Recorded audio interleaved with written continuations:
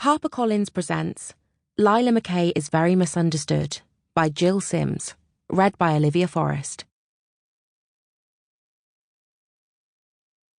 Emily, Chapter 1. My mother hates me.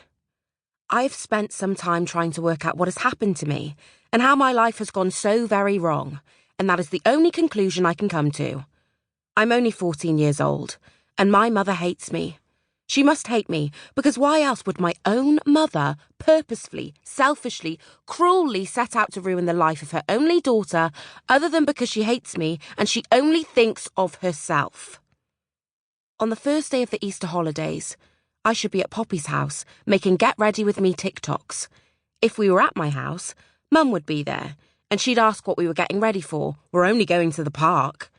But at the park is Toby Cooper, who I am sure is just about to ask me out. And that is why I must be ready at all times. Because the first time the love of your life talks to you is a really important moment that I will remember forever. If I was old and sad like Mum, I would probably say it is totally #memories. Of course, Mum doesn't understand about that, which is hardly surprising because she doesn't understand anything. If she knew about Toby, she'd be all, "You're too young to think about things like that. Don't waste your time on boys. You can't possibly be in love." I don't think Mum has ever been in love, so how would she even know whether I'm in love with Toby or not? I definitely am, though. But now, instead of being in Poppy's bedroom pooling our Mac collection with Tay-Tay on repeat so I look my best before Toby sweeps me off my feet and everyone thinks I'm the coolest girl in our year for dating Toby Cooper, who was the best-looking boy in our year, I am destined for the cruelest of cruel summers. Well, technically it's the Easter holidays, but it is quite warm today, and Taylor Swift hasn't written a song called Cruel Easter Holidays.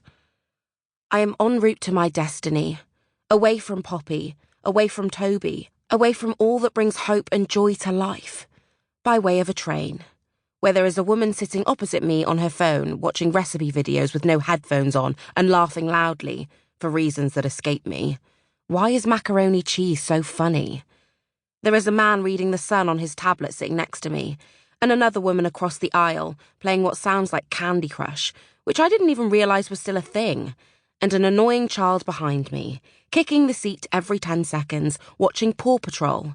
And the whole carriage is filled with people enjoying lovely, beeping, dinging, singing, mind-rotting electronics, courtesy of the train's free Wi-Fi. All of them. Except me. I have nothing to do but stare hopelessly out of the window as the train hurtles me further and further north, away to the bleak moors of Emily Bronte, and far from all I've ever known. It will serve my mother right if, instead of Toby, I take up with a dark and brooding Heathcliff sort I meet on the moor, and run off with him and die of the consumption after getting my feet wet and forgetting my shawl. I said all of this to Mum, apart from telling her about Toby, as she put me on the train, and she gave me an unsympathetic look and said that I had no one to blame but myself, since I had left my iPad at Dad's house, and I was the one who smashed my phone. I didn't mean to smash my phone. The way Mum said it sounded like I'd taken a hammer to it in a fit of rage, rather than what had actually happened, which was that I dropped it down the stairs last night when I was trying to snap Poppy at the same time as bringing down all the dishes in my room, because Mum said I was a disgusting skank, and also that she had no crockery left. Harsh. And that was when I realised I had left the iPad at Dad's, when I had been there the night before to say goodbye before I was cast adrift into the wilderness, because my own parents don't want me. Like a Victorian orphan. Maybe I'm more Jane Eyre than Cathy Earnshaw. Maybe I will marry a massive red flag like Mr. Rochester, and then Mum will be sorry. And Dad. But mostly Mum, because all of this is her fault for deciding she wanted to go on a residential writing course to finish the novel she claims to have been working on for years. According to her, it is her dream to get it published. And it's all very well, her chasing her dreams. But what about me, her only daughter, while she does that? What about me, indeed? I was quite excited at first when Mum told me she'd had a last-minute offer to go on the course.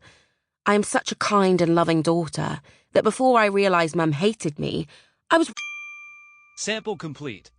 Ready to continue?